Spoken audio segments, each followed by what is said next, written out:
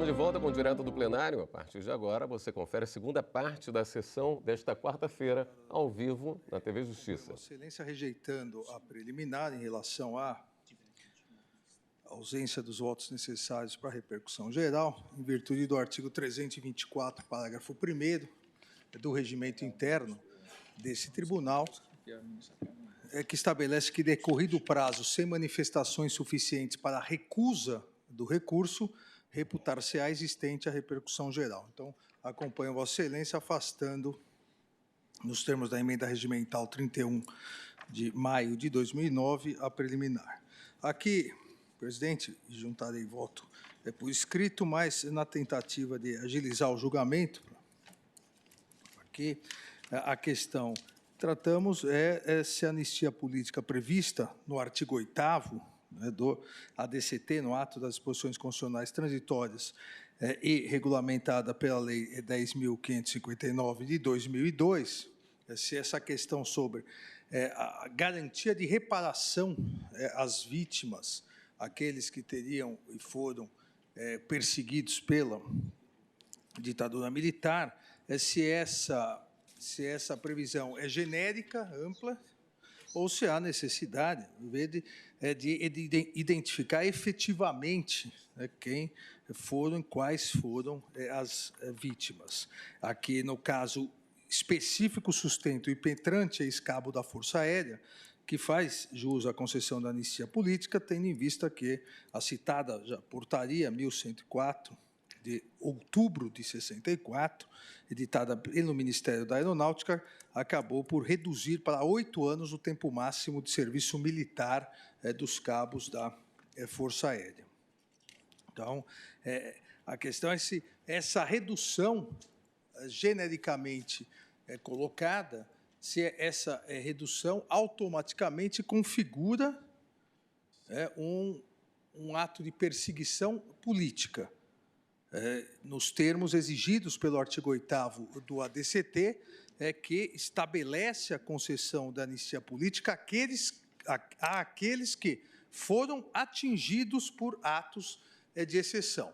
Vamos saber se a portaria, ao restringir a 8 anos o tempo de serviço aqui, né, a possibilidade de continuar o tempo máximo de serviço militar dos cabos da Força Aérea, se ao estabelecer isso por si só já seria um ato de exceção e, consequentemente, todos fariam jus ao artigo 8º, a anistia e a reparação prevista no artigo 8º do ADCT, ou se a perseguição política a comprovar o ato de exceção deve ser comprovada em cada caso concreto. Se genericamente a portaria 1104 configuraria o ato de exceção, a súmula administrativa da Comissão de Anistia, nesses termos, entendendo que tão somente o fato de ter sido atingido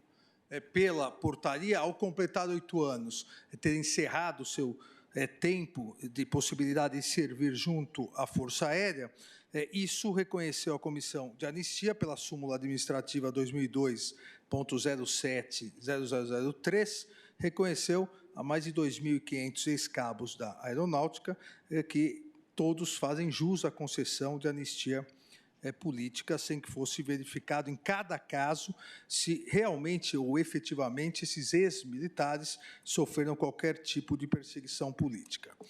Presidente, adianto que acompanho as conclusões de Vossa Excelência, porque me parece clara a violação ao texto constitucional, que exige, nos termos do artigo 8º do ADCT, exige para concessão de anistia e concessão e subsequentemente para a questão da reparação, a comprovação de ter sido atingido por um ato de exceção.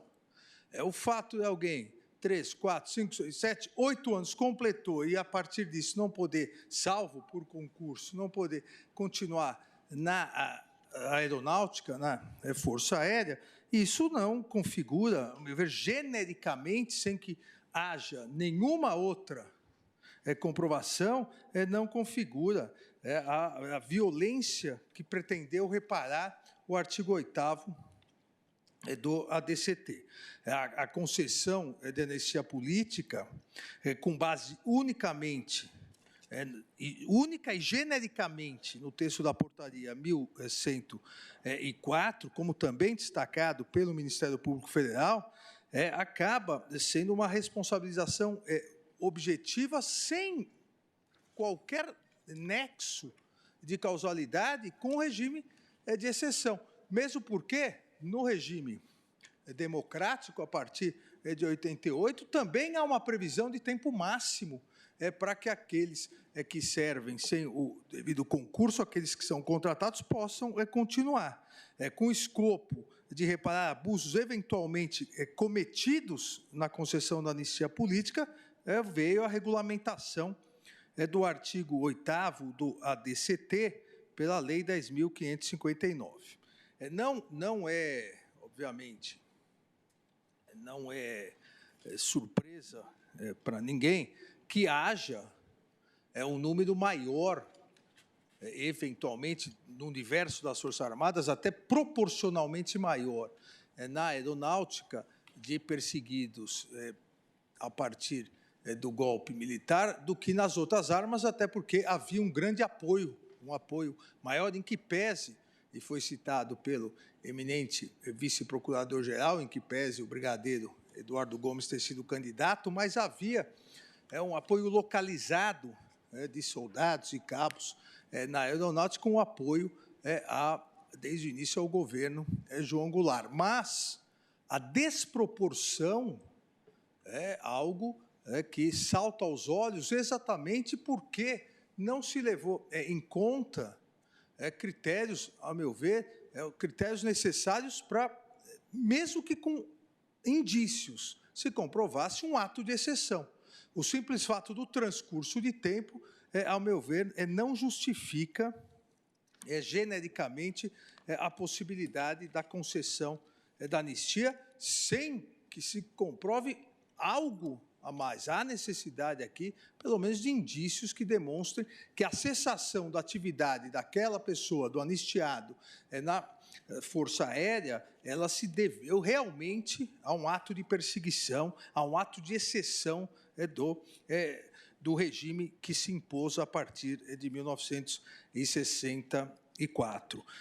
Entendo que não se aplica o prazo decadencial previsto no artigo 54 da Lei 9.784, na hipótese de ato claramente inconstitucional. A administração pública tem o direito, nessas situações excepcionais, de reverter as situações já decididas inconstitucionalmente. Cito no voto vários precedentes, inclusive da minha lavra na primeira turma, e outros precedentes. Então, afasto, assim como Vossa Excelência também o fez, a aplicação do prazo decadencial, e não entendo como existente aqui o direito líquido e certo do impetrante de ter direito à indenização, comprovando tão somente o lapso temporal dos 8 anos. Há necessidade de se demonstrar realmente que houve uma perseguição. A reparação,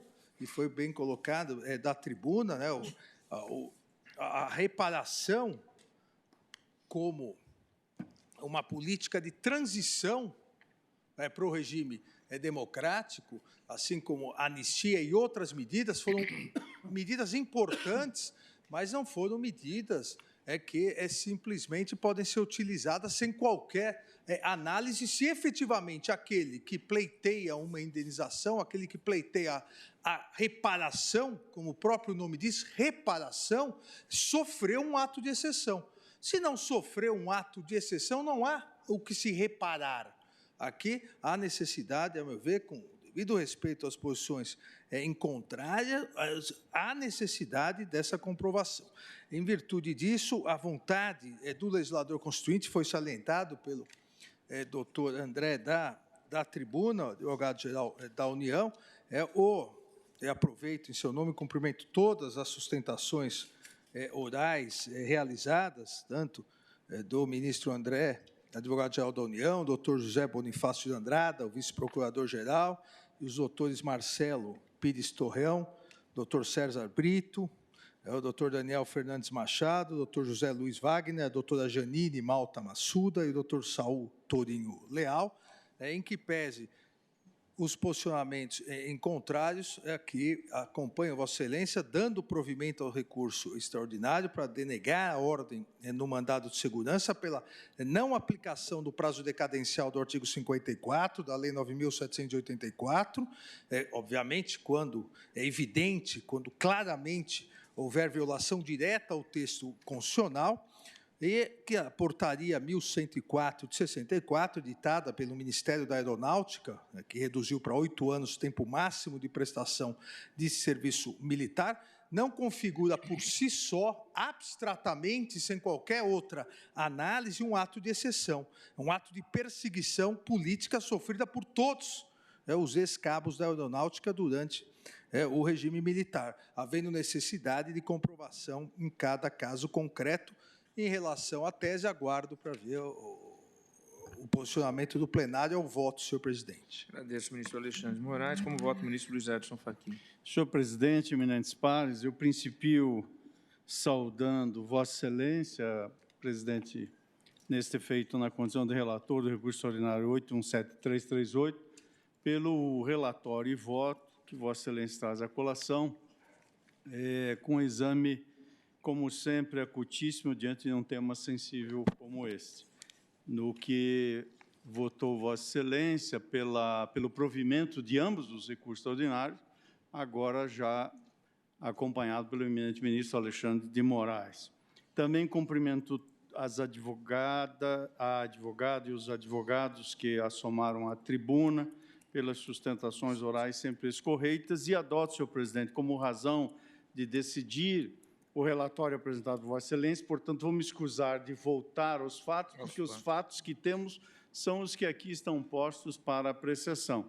E, como, obviamente, ver-se-á, eu adentro o mérito do exame e também, portanto, supero a preliminar que foi suscitada para examinar o mérito de ambos os recursos extraordinários.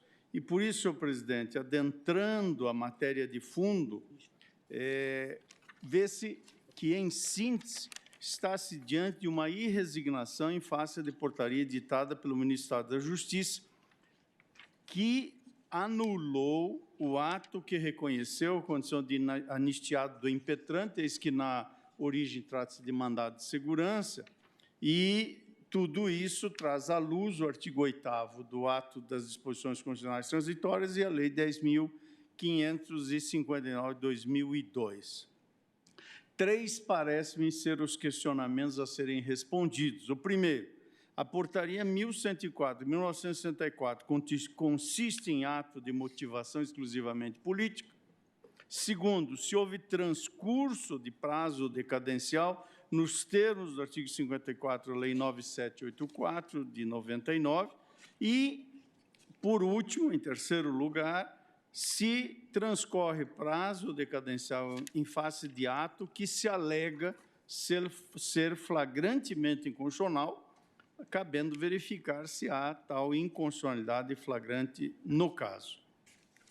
Senhor presidente, peço vênia a Vossa Excelência para dissentir muito respeitosamente da conclusão que Vossa Excelência, agora acompanhado pelo ministro Alexandre de Moraes, mas vou manter-me na linha da análise que já fiz da matéria nos recursos ordinários e mandado de segurança 31841, que relatei quando estava na primeira turma dessa Corte, e no mandado de segurança 31853, em sede de agravo regimental, que foi julgado pela segunda turma. Tive oportunidade, portanto, de votar essa matéria na primeira turma, na segunda turma e agora no plenário, e vou manter-me coerente com o voto que proferi, o que, como já se percebe, vou apenas fundamentar, leva-me, com o devido respeito à compreensão de Vossa Excelência, na condição de relator do eminente ministro Alexandre de Moraes, leva-me a concluir pelo desprovimento de ambos os apelos extraordinários e, em seguida, passo a expor a síntese da fundamentação dessa conclusão. Para responder àquela primeira questão, reproduzo as compreensões que tive nos casos que mencionei e, diante do que alega o impetrante, a sua condição de anistiado político, em virtude da portaria 1104/64, com a extensão de todos os direitos e reparações financeiras advindos desse reconhecimento. Sustenta o impetrante que, uma vez que a portaria concessiva da condição de anistiado data de 2003 e a anulação ocorreu apenas em 2012, transcorreu há muito o prazo legal de 5 anos para anulação do ato. De outra parte, os recorrentes sustentam ter havido causa obstativa à fluência desse prazo, eu vou examinar esta alegada causa, além de imputar a circunstância nulidade que não pode ser convalidada pela passagem do tempo.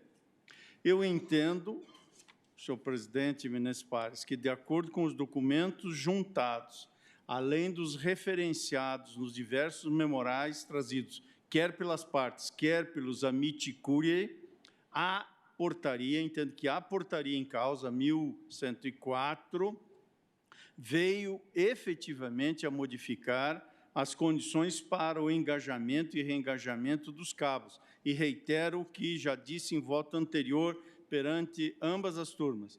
Tal circunstância foi levada a efeito, de modo a evitar que aqueles que não fossem promovidos ao oficialato pelas vias ordinárias não pudessem permanecer nas fileiras da corporação, devendo ser licenciados ou atingir 8 anos de serviço militar, antes, portanto, de alcançar os 9 anos necessários à aquisição da estabilidade.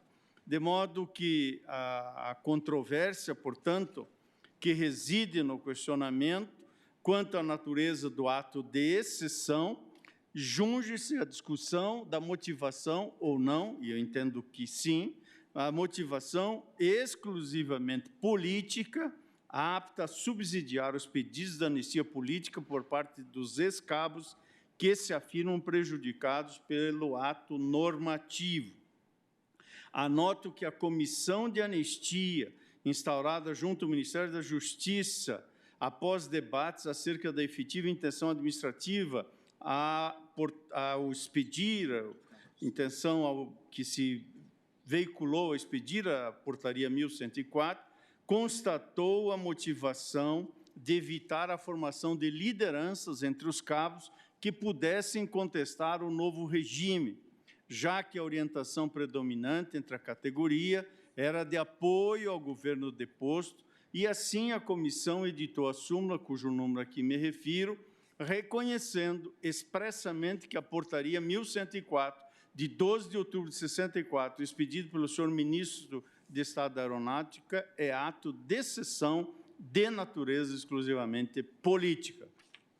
Com base nesse entendimento, diversas anistias foram concedidas a ex-cabos da Aeronáutica, inclusive a impetrante, que obteve o reconhecimento de sua condição de aniciado político pelo ato veiculado na portaria 1918, de 25 de novembro de 2003. O ora impetrante foi licenciado da FAB, Força Aérea Brasileira, com fundamento na portaria 1104, editada após o seu ingresso na carreira militar pelo alcance do prazo de permanência no serviço, e por isso lhe foi concedida a anistia política em 2003. Contudo, isso se percebeu, como não poderia deixar de ser, sempre escorreio de sustentação do senhor ministro advogado-geral da União, o posicionamento da Comissão de Anistia passou mesmo a ser objeto de questionamento dentro dos Ministérios da Justiça e da Defesa, culminando em notas técnicas e pareceres pela revisão das anistias já concedidas. Dentre essas notas e pareceres, realmente constate-se a nota AG1/2006, por meio da qual a Advocacia Geral da União veio a sustentar, e reproduzo entre aspas, a revisão das análises implementadas exclusivamente com base na data de ingresso, os quadros da Força Aérea Brasileira.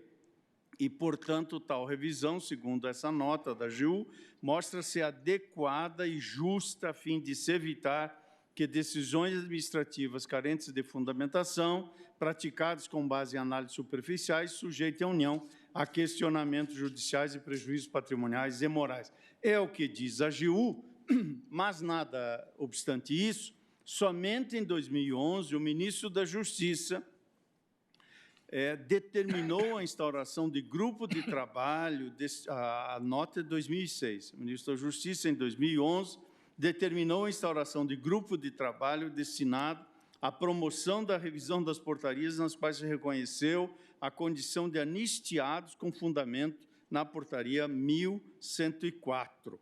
Instaurado o processo administrativo em face do impetrante, sobreveio o voto opinando pela anulação do ato de concessão de anistia, e lá constou pela falsidade dos seus motivos, uma vez que a portaria 1104 não seria ato de cessão de motivação exclusivamente político.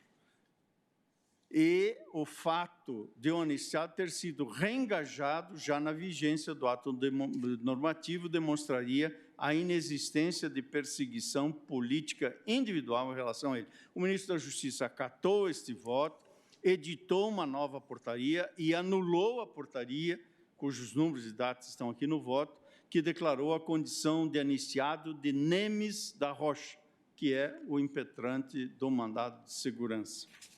Esse é o resumo fático que me parece suficiente para compreender a controvérsia e que também parece-me distinta de outra controvérsia que tem sido corrente nesse tribunal e que diz respeito à possibilidade de instauração de processo administrativo com a finalidade de revisão das anistias concedidas com base na multicitada portaria 1104. Nessas hipóteses, o entendimento desse tribunal é pacífico no sentido de inexistir ilegalidade na portaria interministerial 134, pois somente no curso regular dos processos administrativos será possível demonstrar a existência de causas obstativas do transcurso do prazo decadencial previsto no artigo 54 da Lei 9784.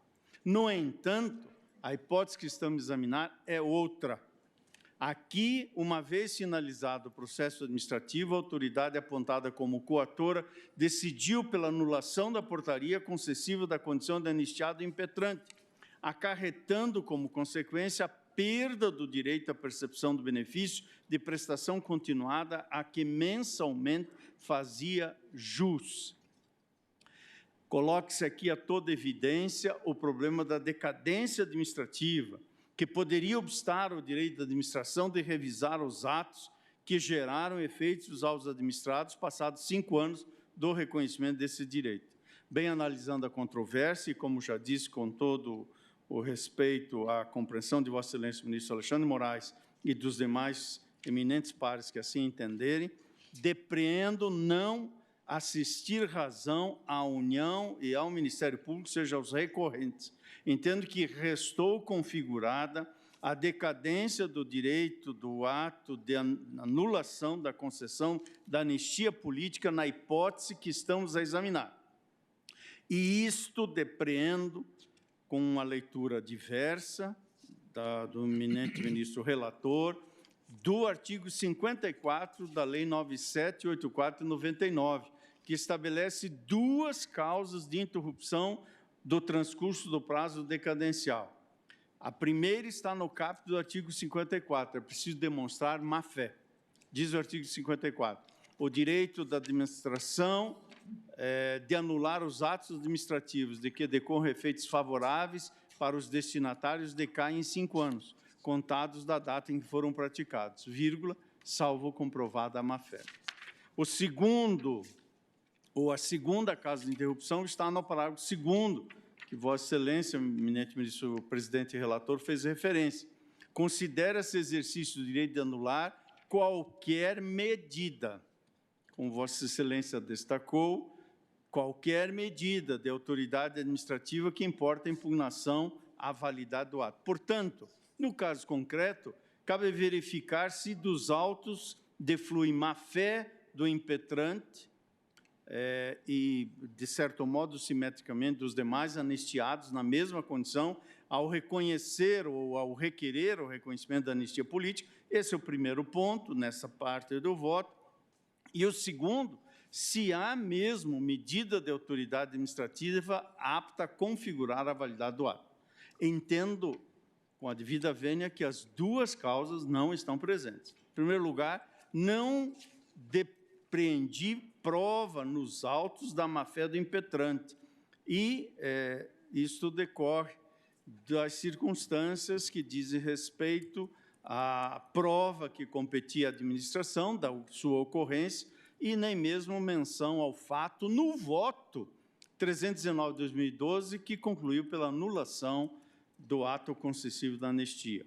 O motivo para a anulação do ato de concessão da anistia política foi a mudança na interpretação do Ministério da Justiça acerca da natureza da portaria 1104, e não eventual conduta de má-fé imputável ao impetrante.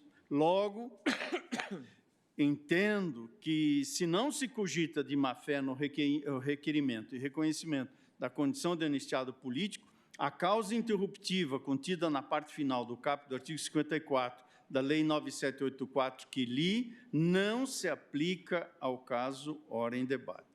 Quanto a outra causa, ou seja, o contido no parágrafo 2º do mesmo dispositivo, sustenta a União que a nota da AGU de 2006 é medida de autoridade administrativa que importa a impugnação à validade do ato. Portanto, para a AGU, isso obstaculizaria a passagem do prazo quinquenal para anulação do ato administrativo favorável ao impetrante. Assim, com toda a vênia, não entendo e colho o parecer da Procuradoria-Geral da República prolatado nos autos de recurso e mandado de segurança 31.841. Disse a Procuradoria-Geral da República naqueles autos, abro aspas, está visto que a anulação da anistia se deu bem depois dos 5 anos da sua concessão impetrante. Da mesma forma, está assentado que o recorrente não se portou com má-fé perante a administração. A segurança, sim, somente pode deixar de ser deferida se a nota AGU 2006 for tida como suficiente para vencer a decadência. O Ministério Público aqui, a Procuradoria-Geral da República, faz uma análise dessa nota e a conclusão é a seguinte. Leio o que disse a Procuradoria-Geral da República naquela ocasião. A nota não anulou portaria alguma, apenas deduziu crítica a critério de julgamento de pedidos administrativos por parte da Comissão de Anistia e recomendou outra forma de tratamento da questão e a revisão de casos passados. Diz ainda a Procuradoria da República, a nota não abriu processo administrativo nenhum. Rectius, não abriu processo administrativo algum, porque a dupla negação, obviamente, levaria a outra conclusão. Mas, enfim, a nota administrativa não abriu processo administrativo nenhum, nem formulou censura ao processo específico do impetrante, até porque não era seu propósito investigar caso a caso as conclusões concluídas até ali. E diz mais a Procuradoria-Geral da República, cujo ponto de vista estou aqui a colher. A nota apresenta caráter de resposta a dúvidas jurídicas que inquietaram o ministro da Justiça, como ela mesma refere no seu início. Providência concreta relativa à concessão da anistia ao impetrante, porém, somente ocorreu quando, em 2011, o ministro da Justiça, quem incumbiria anular o ato da comissão, determinou a revisão da anistia de diversos beneficiados, inclusive do impetrante. Em sendo o quadro, concluiu a Procuradoria da República, não há se predicar ao parecer de 2006 a qualidade de ato de impugnação à anistia reconhecida impetrante 3 anos antes. A nota é opinativa, desprovida da virtude de deflagrar por si procedimento de desfazimento do ato concreto que havia beneficiado o atual recorrente, fecho aspas. Portanto, não me parece possível que a nota de caráter opinativo, que gerou efeito concreto nenhum em relação à anulação da anistia concedido ou anistiado por si só, que essa nota, sim, possa ser considerada uma medida de impugnação ao ato administrativo posteriormente anulado. E aqui analiso este significante medida. Em primeiro lugar, ressalto que o primeiro ato que promoveu a impugnação às efetivas anistias, concedidas com base na portaria de 64, foi a portaria interministerial 134, por meio da qual o ministro da Justiça instaurou o já referido grupo de trabalho destinado à abertura de processos administrativos de revisão das anistias concedidas com fundamento no ato exarado pelo ministro da Aeronáutica à época.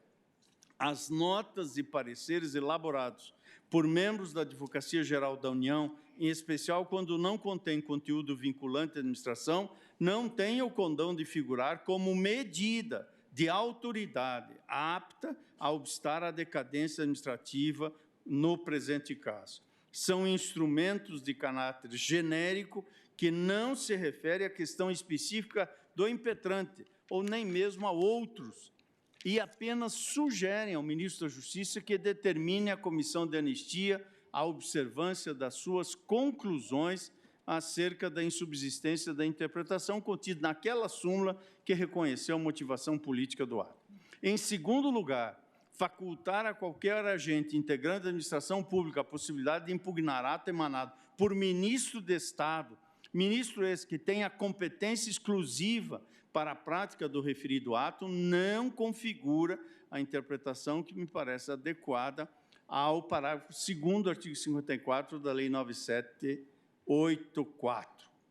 De fato, se apenas o ministro do Estado da Justiça detém a competência exclusiva para decidir sobre concessão, revisão ou revogação das anistias, ele, e apenas ele, pode ser considerado como autoridade cujas medidas impugnativas prestam-se a obstar ao prazo decadencial para a anulação de atos consolidados no tempo. Fundando esta compreensão, cito o recurso em mandado de segurança 31481 da minha relatoria, que foi julgado perante a primeira turma. Me escuso de ler, porque o fundamento é exatamente esse que eu estou a apresentar. Por isso, e já rumo para a conclusão, senhor presidente, facultar à União a consideração de pareceres administrativos internos genéricos como causas de obstativas do transcurso do prazo decadencial para anulação de atos administrativos, pareceres esses não prolatados com autoridade com competência para a revisão ou revogação do ato e sem nenhuma possibilidade de interferência da parte interessada em defender o direito questionado, parece-me entregar o controle da decadência, cuja aferição possui natureza eminentemente objetiva, ao vidrio da administração pública, colocando o administrado numa posição de insegurança e sujeição contrários ao Estado Democrático de Direito instaurado com a Constituição da República em 88. E nem mesmo a decisão proferida pelo Tribunal de Contas da União em plenário tem o condão de interromper o transcurso do prazo decadencial, uma vez que não determinou a revisão de ato administrativo algum, como sustenta o Parquet Federal, mas apenas recomendou ao Ministério da Justiça que, caso optasse por rever as concessões, que se abstivesse de efetuar pagamentos de valores atrasados. Assim, apenas a Portaria Interministerial 134 de 2011, de autoria, portanto, subscrito pelo ministro da Justiça e que foi devidamente levada a efeito e tornada pública pelos meios oficiais, poderia representar medida apta a interromper a decadência administrativa. No entanto, no momento de sua publicação, tornando pública a instauração de processos administrativos de revisão das anistias concedidas, já haviam se passado mais de 7 anos desde o ato concessivo da anistia ao impetrante. Portanto, eu estou adotando, no que concerne a apreciação da decadência, quantum satis, a manifestação que esse tribunal já levou a efeito no julgamento do mandado de segurança 29953 da relatoria da eminente ministra Carmen Lúcia, que reproduzo aqui na íntegra, onde Sua Excelência faz referência que o ato administrativo capaz de ensejar a interrupção do prazo decadencial, que, em regra, não se suspende ou interrompe, é aquele que importa impugnação à validade do ato, ou seja, é aquele que represente verdadeira contestação, oposição ou questionamento sobre a validade do ato em exame, o que me parece não ter ocorrido na hipótese. E, por último, sustento ainda os recorrentes que o ato administrativo concessivo da anistia não seria passível de consolidação pelo tempo, dado a sua incompatibilidade, ou melhor, dada a sua incompatibilidade com a Constituição, fundamento único da exclusão do recorrido da aeronáutica. Não caracteriza por si só ato de exceção nem motivação política exigidos pelo artigo 8º da DCT. Afirmo os recorrentes que deve, à hipótese, ser aplicado o mesmo entendimento exarado em casos outros referentes ao provimento de cargos sem concurso após a Constituição da República, e examino aqui o precedente citado no recurso, o precedente do qual se vale os recorrentes é o mandado de segurança 28279, da relatoria da eminente ministra Ellen Grace. Lá se assentou: situações flagrantemente inconstitucionais, como o provimento de serventia extrajudicial, sem a devida submissão ao concurso público, não podem e não devem ser superadas pela simples incidência do que dispõe o artigo 54 da Lei 9784 de 99, sob pena de subversão das determinações incertas na Constituição Federal. Concluo examinando que esta regra e esse entendimento é salvaguarda da efetividade das disposições constitucionais, ao considerar que o prazo infraconstitucional conferido para a atuação da administração pública para anular ato, dos quais decorrem efeitos aos administrados de boa-fé, não possa superar o que ali se denomina de situações flagrantemente inconstitucionais. No entanto, a explicitação desse conceito entendo ser necessária, de modo a não tornar, por outra via, letra morta, uma garantia constitucional explícita no caput do artigo 5º da Constituição da República, qual seja a segurança jurídica que, como já disse, é corolário ou é corolária do Estado Democrático de Direito. Definir a situação em tela como flagrante inconstitucionalidade, em meu modo de ver, confunde-se, inclusive, com a possibilidade de considerar que o ato representado pela edição da Portaria 1104 represente ou não ato de motivação exclusivamente política e, portanto, se insere no que dispõe no artigo 8º do ADCT, que diz: é concedida anistia aos que, no período de 18 de setembro de 1946, até a data da promulgação da Constituição, foram atingidos, em decorrência de motivação exclusivamente política, por atos de exceção. E continua o artigo, me excuso do restante da leitura. Estou a dizer, portanto, que nada obstante a argumentação exposta pela União e pelo Ministério Público, compreendo que o caso em tela não se enquadra na hipótese de flagrante inconstitucionalidade, a excepcionar, nos termos da jurisprudência dessa Casa, o transcurso do prazo decadencial. Entendo que da farta documentação trazida aos autos, depreende-se que houve, no âmbito administrativo, intensos debates, aliás, foi dito da tribuna pelo senhor advogado-geral da União, e muitos questionamentos durante 8 anos quanto à natureza da Portaria 1104, e considerar uma flagrante inconstitucionalidade diante de tantos debates seria reconhecer prima facie uma inconstitucionalidade que prima facie não foi reconhecida. De modo que, nesta medida, entendo que não se trata de inconstitucionalidade da Constituição da anistia, mas sim de nova interpretação acerca de atos normativos e fatos aptos ao reconhecimento do efetivo enquadramento como anistiado político. A questão, no fundo, pode se referir até mesmo a erro da administração em decorrência de nova interpretação conferidas a fatos ocorridos em 1964 ou após o golpe civil-militar que vitimou a democracia neste país em 1964. Logo, em não se tratando de inconstitucionalidade flagrante, não há que se cogitar da impossibilidade de configuração da decadência administrativa, no caso em tela. Portanto, senhor presidente, diante do exposto, considerando inexistir medida impugnadora do ato de concessão da anistia antes da portaria 134/2011, bem como por ter restado não demonstrado eventual agir de má-fé por parte do anistiado e ainda ausente hipótese de flagrante inconstitucionalidade a impedir a convalidação da nulidade do ato, entendo que efetivamente ocorreu a decadência do direito à administração de anular o ato administrativo que reconheceu em 2003 a condição de anistiado político impetrante, tendo transcorrido, portanto, mais de 5 anos entre tal ato, 2003, e a portaria que deflagrou o processo administrativo de revisão da anistia. Por isso, senhor presidente, pedindo todas as vezes a Vossa Excelência, o eminente ministro Alexandre, voto pelo desprovimento de ambos os recursos ordinários com a manutenção da condição de anistiado político do recorrido. É como voto. Agradeço, ministro Luiz Edson Fachin. Como voto, o ministro Luiz Roberto Barroso. Presidente, cumprimento Vossa Excelência pelo voto analítico que enunciou bem um ponto de vista e, igualmente, o ministro Luiz Edson Fachin, que abre a divergência com um ponto de vista oposto. Eu situo a hipótese que não considero banal.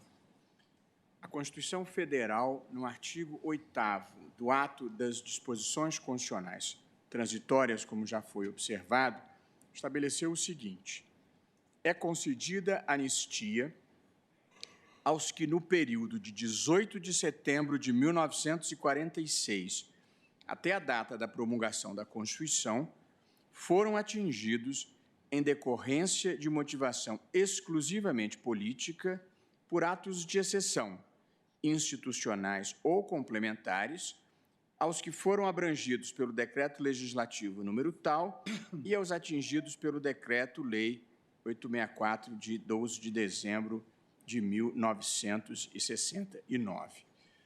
Portanto, o artigo 8º da Constituição não menciona esta portaria 1104 de 1964 do Ministério da Aeronáutica. Não obstante isso, eu não teria dificuldade de enquadrar a referida portaria no artigo 8º, se presentes os requisitos do artigo 8º, ato de exceção por motivação exclusivamente política. A comissão de anistia, todavia, enquadrou genericamente como vítimas de perseguição política todas as pessoas que foram atingidas por essa portaria 104 de 1964.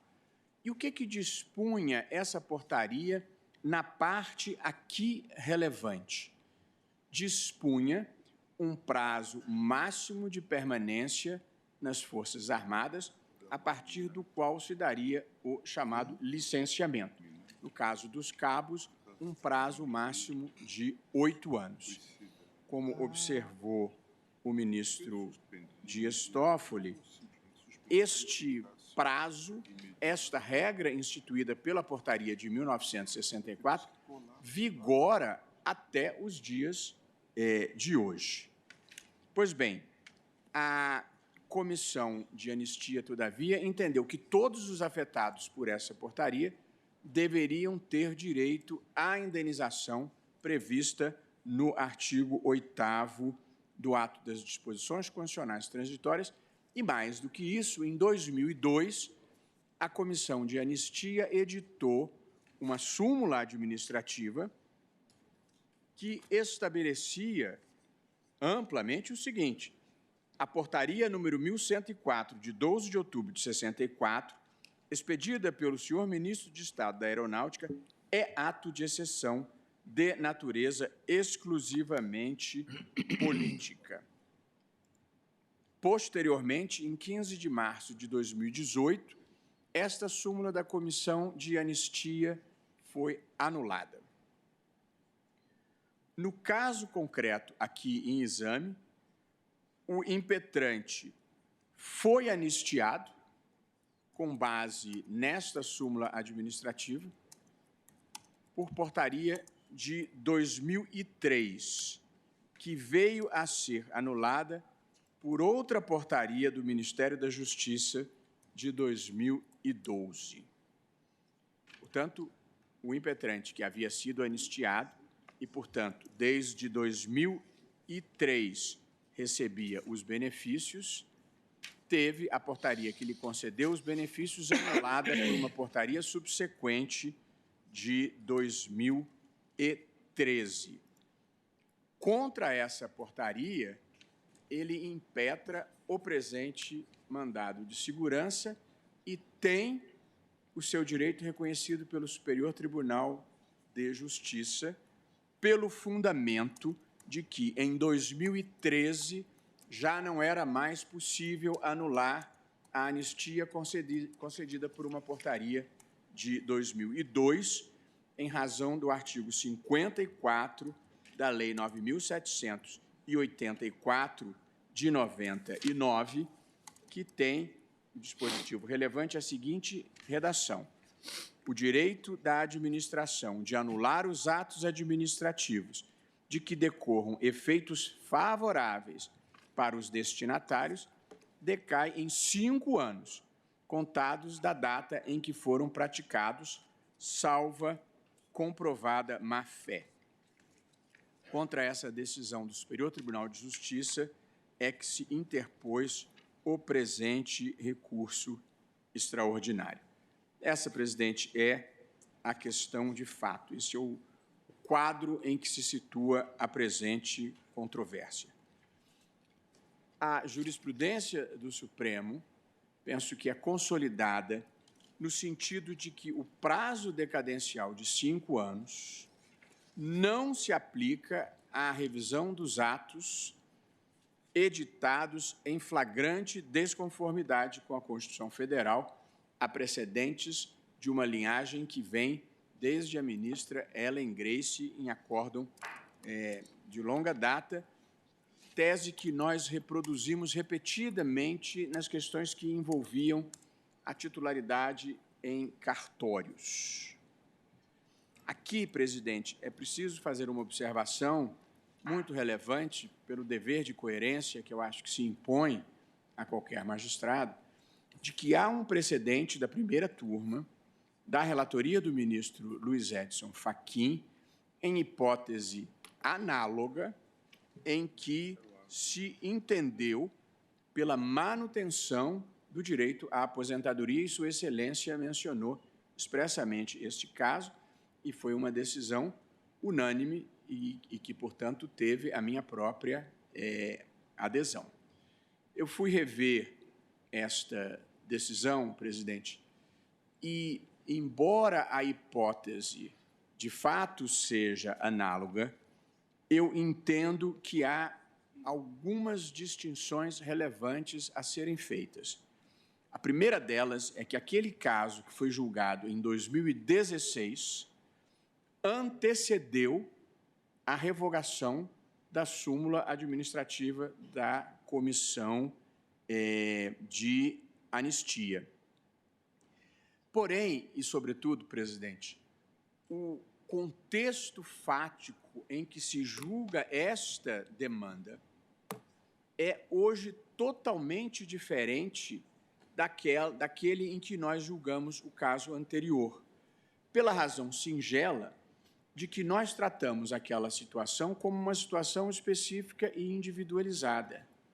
Porém, supervenientemente, vieram à tona os dados que Vossa Excelência reproduziu no seu voto e que impressionam a qualquer pessoa que tenha olhos de ver, que foram concedidas na aeronáutica 2.525 anistias a praças da FAB em razão do enquadramento na portaria 1104.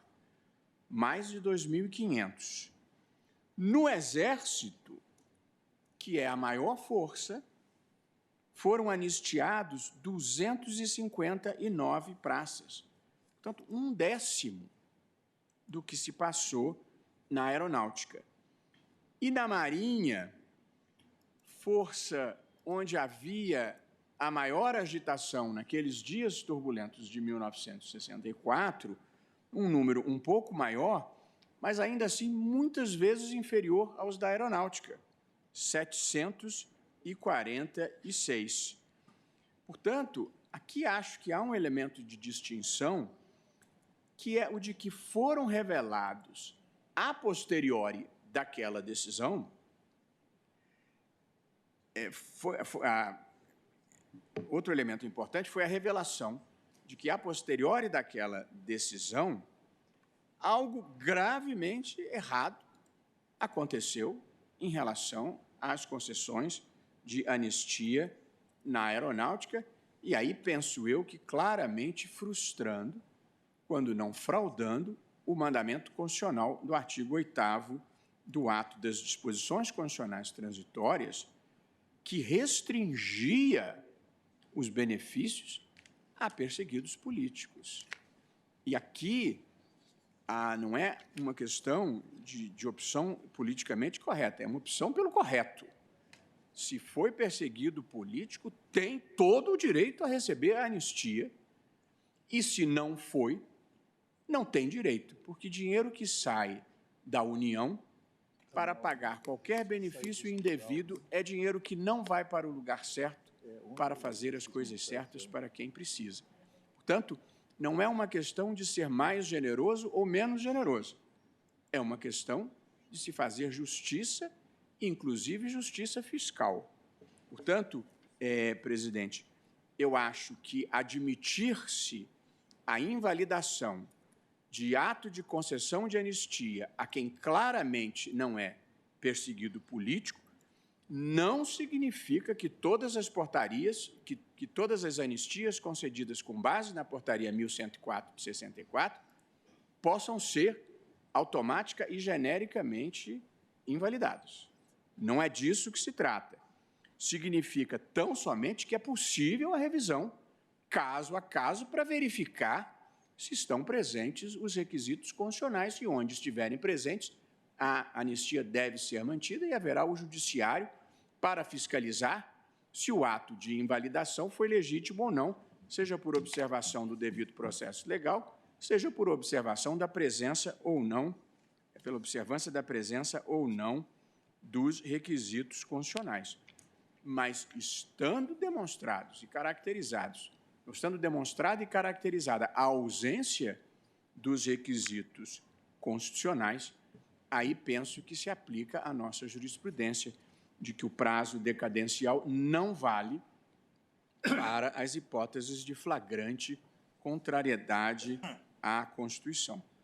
Por tais razões, presidente, pedindo todas as vênias ao ministro Luiz Edson Fachin, com um voto coerente com o que havia sido já decidido anteriormente por Sua Excelência, mas em relação ao qual procurei apresentar essas duas distinções que considero relevante, a revogação da súmula e, sobretudo, a revelação de um quadro fático que demonstra que alguma coisa errada aconteceu, eu acho legítimo se revisitarem esses atos de concessão de aposentadoria. De novo, não genericamente, caso a caso, como de justiça. Portanto, presidente, eu estou aderindo à tese de Vossa Excelência, até porque esta decisão, a minha e penso que a de Vossa Excelência, só se aplica às anistias concedidas genericamente com base nessa portaria, e não a qualquer outra. Exatamente. E acho que Vossa Excelência... E garantido sempre o contraditório e ampla defesa sempre. Portanto, daqui não se extrai interpretação extensiva para outros casos que não esta específica situação da aeronáutica e dessa específica portaria. E, portanto, com esses comentários, de novo, elogiando o voto sempre coerente, profundo, do ministro Luiz Edson Fachin, eu estou acompanhando a posição de Vossa Excelência. Agradeço ao ministro Luiz Roberto. Ministra Rosa Weber. Senhor presidente, egrégio tribunal, senhor vice-procurador-geral da República, senhoras e senhores advogados, cumprimentando a todos que assomaram à tribuna, em sustentações orais muito boas, assim como Vossa Excelência, senhor presidente, pelo voto proferido.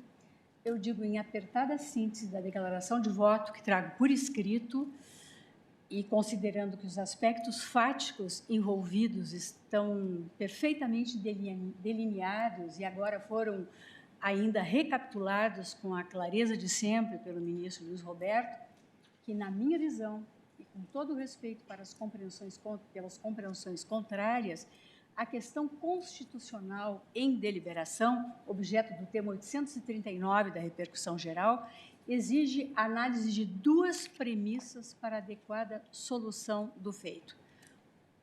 Saber se situações flagrantemente inconstitucionais podem ser superadas pela incidência do artigo 54 da Lei 9784, de 99, ou seja, se é possível a administração pública rever seus atos em situações de contrariedade direta à Constituição Federal, sem incidência da regra da decadência ou de qualquer outro limite temporal. E, segundo, definir se a portaria que disciplina o tempo máximo de serviço militar, caso dos autos, atende os requisitos constitucionais do artigo 8º do ato das disposições constitucionais transitórias. O plenário desta Corte, este plenário, como já foi bastante enfatizado, estabeleceu precedentes no sentido da não incidência da regra da decadência na hipótese de revisão de ato administrativo eivado de vício de inconstitucionalidade nos julgamentos das questões de direito adquirido por titulares de serventia extrajudicial, após a promulgação da Constituição Federal de 1988, sem prévia aprovação em concurso público, nos termos do artigo 236 da Constituição. Eu cito aqui inúmeros precedentes na sua inteireza, já lembrados nos votos que me antecederam. Decisões plenárias. Já a específica questão da não incidência da regra da decadência do direito da administração pública de anular atos eivados de inconstitucionalidade no contexto da revisão de atos de anistia, foi objeto de análise e decisão pelos órgãos fracionários deste Supremo Tribunal Federal, por suas duas turmas, no mínimo nos precedentes unânimes do recurso e mandado de segurança 31.841, primeira turma, relatoria do ministro Edson Fachin, isso em 20 de setembro de 2016, e no recurso e mandado de segurança 31.835, segunda turma, também da lavra do ministro Edson Fachin, em 7 de agosto do ano passado, 7 de agosto de 2018. Colho da ementa do primeiro julgado na fração de interesse. O prazo decadencial para anulação de atos administrativos que geram efeitos favoráveis aos administrados é de 5 anos, nos termos do artigo 54 da Lei 9.784 de 99, comportando apenas duas hipóteses de afastamento da decadência administrativa: a má-fé do beneficiário e a existência de medida administrativa impugnadora da validade do ato. Firme, pois, a jurisprudência desta Suprema Corte quanto à não incidência da regra da decadência do artigo 54 para a hipótese de revisão ou anulação de ato administrativo ou normativo por parte da administração pública, caracterizado como flagrantemente inconstitucional. Consolidada a nossa jurisprudência, não há dúvida. Ocorre que a qualificadora flagrante, acrescida ao ato inconstitucional, não é irrelevante, nem se trata de adjetivo desnecessário. Ao contrário, significa o resultado da ponderação exercida pelo tribunal ao confronto entre valores constitucionais, como a segurança jurídica dos atos normativos perfectibilizados pelo poder público, e a supremacia da Constituição Federal, nossa lei fundamental. O conflito entre esses valores constitucionais não é novidade no nosso sistema jurídico, como exemplo, a modulação dos efeitos da declaração de inconstitucionalidade. Noutros termos, a exceção que justifica o afastamento da regra do artigo 54 da Lei 97/84, centra-se nos atos flagrantemente inconstitucionais, sob pena de se validar no desenho normativo brasileiro o direito perpétuo da administração pública de rever seus atos, em detrimento da segurança jurídica nas relações sociais e da tutela da confiança dos cidadãos nos atos dos poderes públicos constituídos.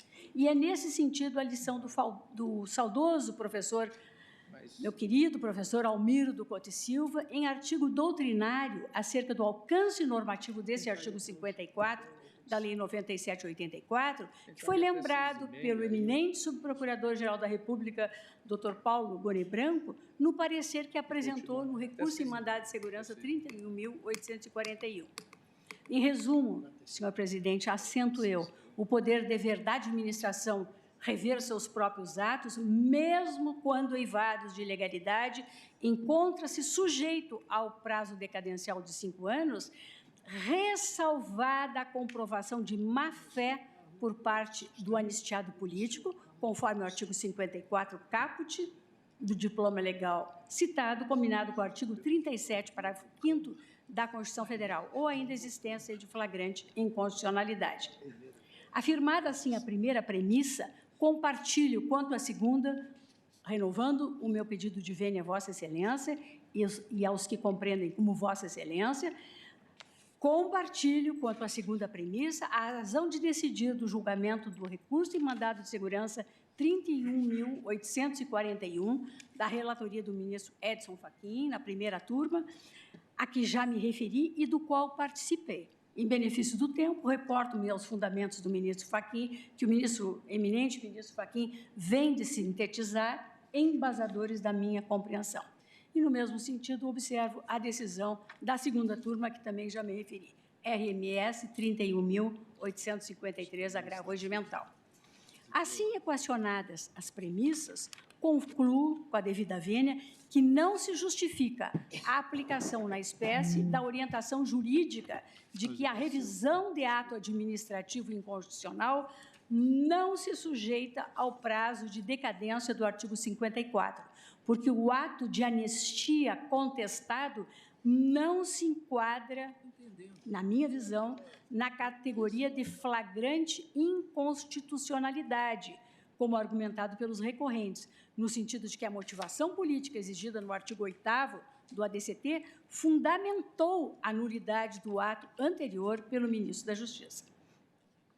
O acórdão do Superior Tribunal de Justiça, assim, ao pronunciar a decadência, está em conformidade com as diretrizes definidas por este Supremo Tribunal Federal, não havendo erro de interpretação constitucional a ser corrigido, na minha visão. Nego, pois, senhor presidente, provimento aos recursos extraordinários, acompanhando a divergência aberta pelo ministro Luiz Edson Fachin, rogando vênia, mais uma vez, a Vossa Excelência. É o voto. Agradeço a Vossa Excelência, ministra Rosa Weber. Como relator, só gostaria de consignar que, em relação à decadência, quando afirmei meu voto à questão da impossibilidade de a decadência atingir atos flagrantemente inconstitucionais, foi em simples reforço argumentativo.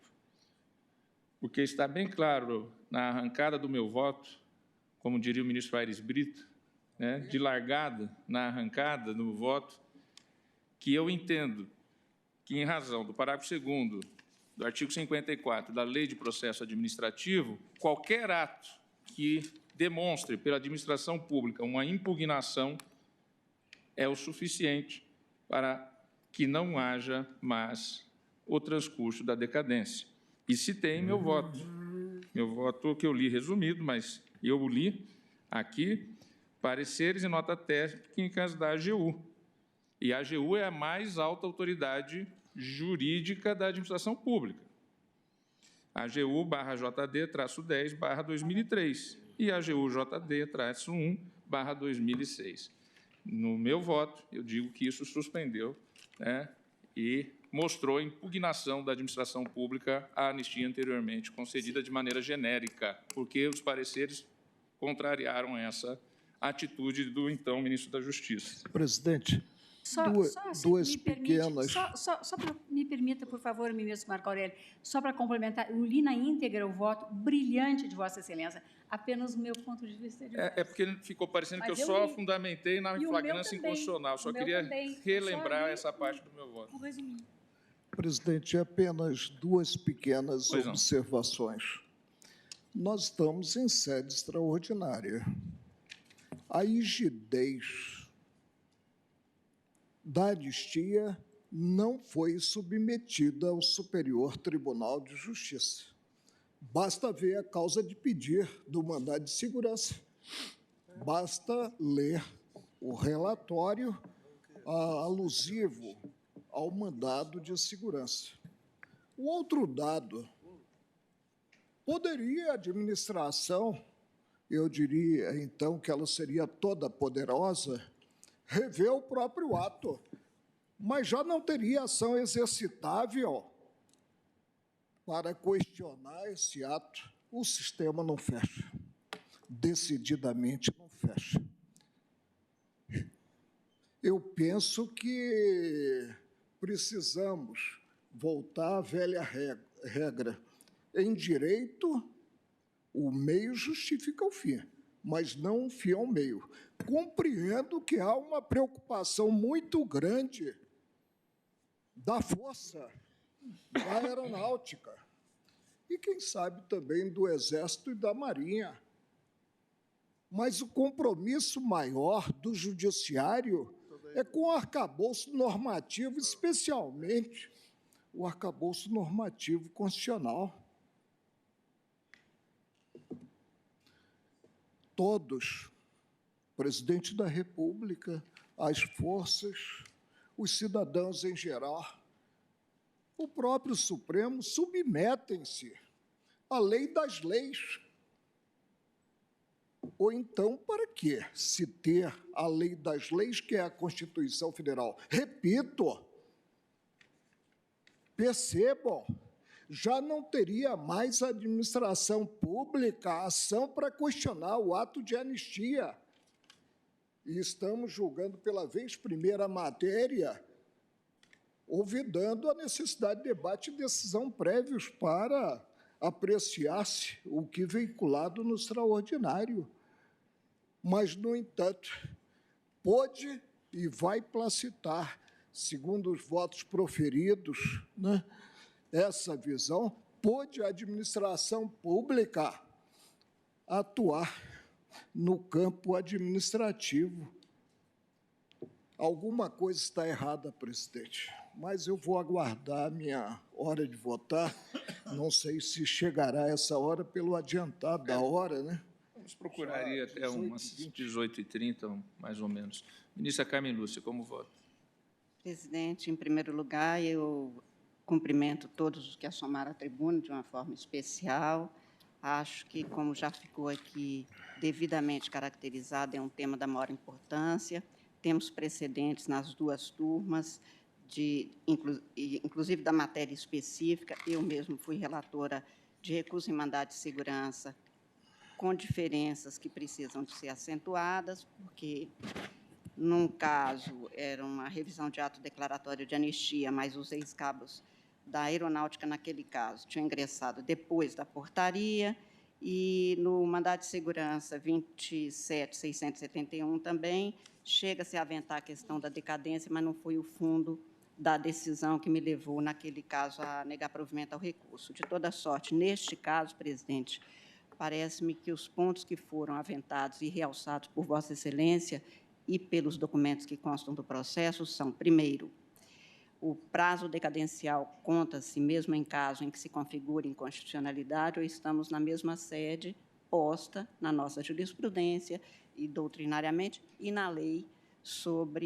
que incidiria sobre este caso. E o segundo dado é se, a partir deste caso, se pode, em repercussão geral, afirmar-se a possibilidade de, não havendo decadência, para sempre a administração pública, a qualquer tempo, poder desfazer seus atos, mesmo que se comprove inconstitucionalidade. Eu peço vênia a Vossa Excelência para votar no sentido da divergência inaugurada pelo ministro Fachin, e rapidamente farei juntada de votos. Explico por quê, até porque, como disse, em situações que tangenciam o mesmo quadro, cuidando da mesma matéria, mas não com a mesma configuração do que aqui se põe. Em primeiro lugar, o artigo 54, ao estabelecer, e como bem disse a comissão que cuidou da preparação desta lei, o que se pretendia naquela ocasião era exatamente que a administração pública exercesse com eficiência e dentro de um tempo o seu papel, para que não houvesse para sempre a possibilidade de desfazimento de um ato que toca o patrimônio de bens jurídicos de uma determinada pessoa. E, portanto, acho que não seria só a ilegalidade, mas seria a antijuridicidade, em que pese, como foi bem enfatizado, por exemplo, no voto de Vossa Excelência, do eminente ministro Roberto Barroso, quando se trata de uma inconstitucionalidade que fosse flagrante, poder se desprezar ou menosprezar para o fim de uma solução a questão da inconstitucionalidade. Em segundo lugar, o contorno que foi dado neste caso, pela circunstância de que, muitos anos depois de ter se configurado uma situação de aquisição de um direito este a uma indenização, no sentido não de deixar sem danos, mas pelo menos de reparar atos extremamente graves tomados no período ditatorial, de se ter realmente alguma reparação, e isto foi reconhecido, ainda que, como disse Vossa Excelência, tendo que se verificar caso por caso, e essa portaria traria uma generalidade que seria inadequada para as soluções. De toda sorte, tenho para mim que, neste caso, não se demonstra o suficiente, que não há direito a ser acobertado, a ser garantido, e, portanto, como disse, estou acompanhando a divergência para assegurar a possibilidade, portanto, de manutenção do que foi decidido pelo Superior Tribunal de Justiça. É como voto, presidente. Vossa Excelência nega provimento do recurso. Ministro Ricardo levantou. Aos dois recursos. Senhor presidente, eu trago um longo voto, vou procurar resumir. Eu, inicialmente, vou fazer menção a um dispositivo legal que, salvo melhor juízo, ainda não foi ventilado. Trata-se exatamente do artigo 17 da Lei de Anistia, que diz textualmente o seguinte: comprovando-se a falsidade dos motivos que ensejaram a declaração da condição de anistiado político ou os benefícios e direitos assegurados por esta lei, será o ato respectivo tornado nulo pelo ministro de Estado da Justiça, em procedimento em que se assegurará a plenitude do direito de defesa, ficando ao favorecido o encargo de ressarcir a Fazenda Nacional pelas verbas que houver recebido indevidamente, sem prejuízo de outras sanções de caráter administrativo e penal. Portanto, senhor presidente, nós estamos aqui, pelo texto da lei, em tese, ainda vou enunciar meu voto, diante de um ato que eu reputo nulo, porque a motivação baseou-se num falso, em algo que não existia no mundo da realidade fenomenológica, em tese. Muito bem. Leio, então, senhor presidente, o que diz o Ministério Público Federal em seu parecer neste RE. Diz o seguinte: o único motivo da concessão de cerca de 2.530 anistias a ex-cabos da Aeronáutica, incluindo o ora recorrido, está em que todos foram licenciados por motivo de conclusão do tempo de serviço militar previsto na portaria 1104 do Ministério da Aeronáutica, e segue, sem jamais haverem sequer alegado algum fato indicativo de haverem sido vítimas de exceção ou de qualquer espécie de punição ou perseguição por motivação política, conforme se pode conferir em todas as petições iniciais de mandados de segurança militares. O dispositivo do ato das disposições constitucionais transitórias e da lei de anistia, que estabelecem que a anistia só pode se dar em caso de perseguição política ou por ou por punição em razão de motivação política, já foram lidos e agora, inclusive, relidos pelo eminente ministro Barroso. Portanto, no caso, nós estamos diante de um ato que não se pautou pelos ditames da Constituição. Vamos julgar pela vez primeira essa matéria? Não, isso aqui é apenas um introito do meu voto. O acordo que é da lavra até de um grande ministro, juiz federal, depois ministro do STJ, né? E apenas cuidou da passagem do tempo sob o ângulo da Vou chegar lá, decadência. ministro. Chegarei lá. Então, isso são os prolegômenos do meu voto. Aliás, meu voto é muito mais alentado, mas eu, enfim, estou tentando fazer um resumo. Esta Corte, senhor presidente, senhores ministros, já se pronunciou sobre esta situação e foi por um voto proferido, relatado pelo eminente ministro Carlos Veloso, cuja cadeira, com muita honra, eu ocupo em sucessão, e foi no RMS, Recurso em Mandado de Segurança 25.581 do Distrito Federal.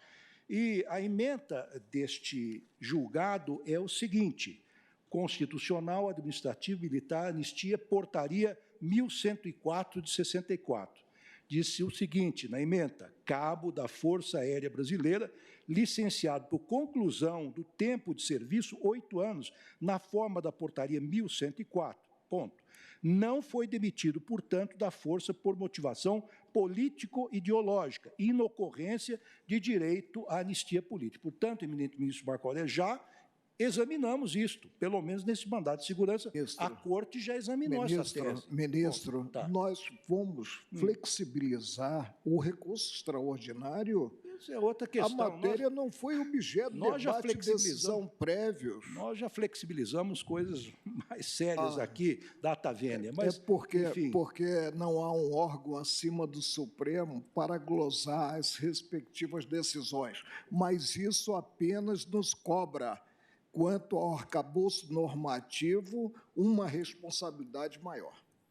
Bom, então, senhor presidente, à luz deste artigo 17 da Lei de Anistia e, inclusive, com base até num pronunciamento que já foi proferido por essa Suprema Corte, no sentido de que os cabos da Força Aérea, nessa situação, não teriam direito a se beneficiar da Lei de Anistia, a mim me parece que cumpria como dever de ofício ao ministro da Justiça rever estes atos.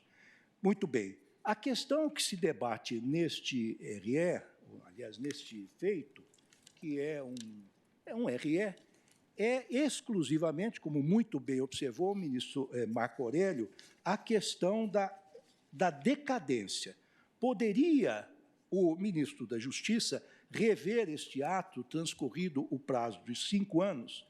E aí eu digo que não ignoro, tal como agora levantado não apenas pelo ministro Barroso, mas também pela ministra Rosa Weber, que a primeira turma desta Corte, ao julgar o RMS 31.841 do Distrito Federal, já se pronunciou no sentido da decadência, em acórdão relatado pelo eminente ministro Edson Fachin. No entanto, tal como o ministro Barroso, dadas as peculiaridades desse caso, e, sobretudo, pela superveniência de dados fáticos que realmente impressionam, eu volto-me a pronunciamento anterior que foi proferido no mandado de segurança 28.279 do Distrito Federal, de relatoria da ministra Ellen Grice, com a seguinte dicção: situações flagrantemente inconstitucionais, como provimento de serventia extrajudicial sem a devida submissão a concurso público, não podem e não devem ser superadas pela simples incidência do que dispõe o artigo 54 da Lei 9.784, 99, sob pena de subversão das determinações incertas na Constituição Federal.